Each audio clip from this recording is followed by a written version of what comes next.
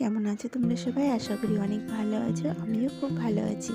আজকে দেখো একদম নতুন একটা রেসিপি নিয়ে এসেছি, ডিম পাতুরি।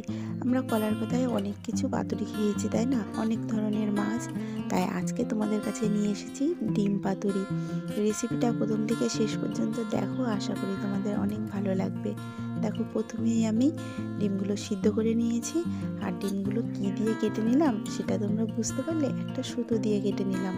সুতো দিয়ে কাটলে কিন্তু ডিমের সাইজগুলো খুব সুন্দর হয়। দেখো, এর মধ্যে মশলা দিয়েছি পেঁয়াজ, কাঁচা লঙ্কা, আর একটু রসুন, আর একটু দিয়েছি জিরে। আদাটা কিন্তু দেইনি, ঠিক আছে? আর একটু টমেটো দিয়েছি। তো এটা দিয়ে খুব ভালো করে মেখে নেব ডিমগুলো। দেখো, খুব ভালো করে মেখে নিতে হবে প্রত্যেকটা ডিমের গায়ে। আর কলা পাতাটা আগে আমি খুব ভালো করে ধুয়ে মুছে নিয়েছি। তারপরে একটু তেল পুরো কলা পাতাটায় লাগিয়ে দেবো। আর ডিমগুলো সাজিয়ে দেবো কলা পাতার উপর থেকে। প্রত্যেকটা ডিম সাজিয়ে দেবো এইভাবে। গরম ভাতে খেতে কিন্তু সত্যি খুব ভালো লাগে, জানো তো? একদম অন্যরকম রেসিপি, তোমরা তৈরি করে খেও বন্ধুরা। আর এই যে মশলাটা আমি ডিমের উপর থেকে দিয়ে দিচ্ছি।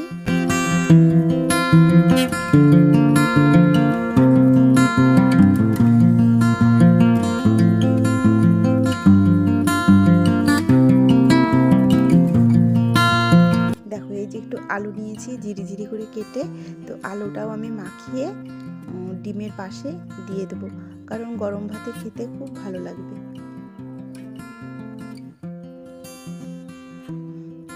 দেখো, আমার পুরো রেডি হয়ে গেছে পাতুরি করার জন্য। আর আমার মতন যারা ঝাল খেতে পছন্দ করো, তারাও আমার মতন এরকম 2-1টা কাঁচা লঙ্কা দিয়ে দিতে পারো।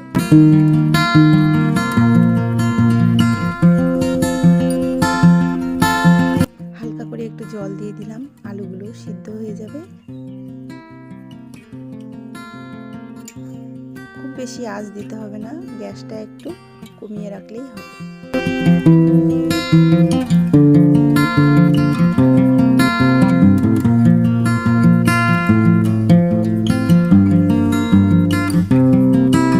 ডিমের ওই পিঠটা যখন হয়ে যাবে, এই পিঠটা কিন্তু আমাকে আবার উল্টে দিতে হবে আর একটা কলার পাতায়।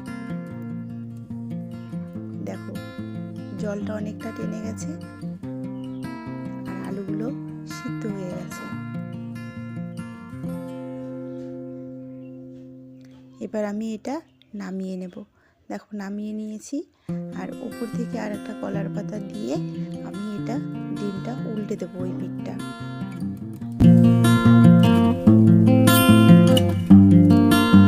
থালা দিয়ে চাপা দিয়ে দিলাম। এবার আমি ডিমটা উল্টে দেবো।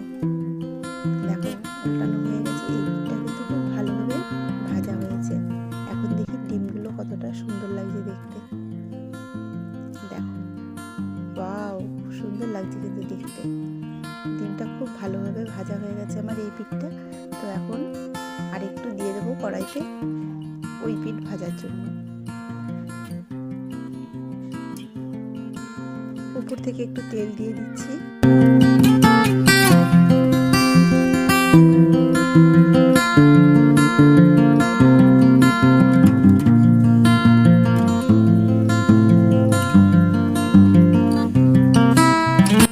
তোমরা কিন্তু অবশ্যই বাড়িতে তৈরি করে খেয়েও বন্ধুরা, দেখবে কত সুন্দর লাগে খেতে। আর আমার ডিম পাতুরি রেসিপিটা তোমাদের কেমন লাগলো অবশ্যই কিন্তু জানাবে বন্ধুরা। আর যে বন্ধুরা আমার চ্যানেলে নতুন আছো, অবশ্যই সাবস্ক্রাইব করে পাশে থেকো। আর ভিডিওটা প্রথম থেকে শেষ পর্যন্ত স্কিপ না করে দেখো, তাহলে তোমরা বাড়িতে খুব সহজে বানিয়ে খেতে পারবে। তোমাদের জন্য আবার নতুন নিয়ে আসবো নতুন নতুন রান্নার ভিডিও। তো দেখো, ডিম পাতুরি আমার হয়েই গেছে। ঠিক যখন এরকম হয়ে যাবে তখন নামিয়ে ফেললেই হবে। দেখো, আর জল নেই, একটা তেল তেল আছে। তো এটা দিয়ে গরম ভাত মেখে খেতে কিন্তু অসাধারণ সুন্দর লাগে বন্ধুরা। তোমাদের সঙ্গে আবার দেখা হবে নতুন একটা ব্লগ ভিডিও নিয়ে। সবাই ভালো থেকো, টাটা।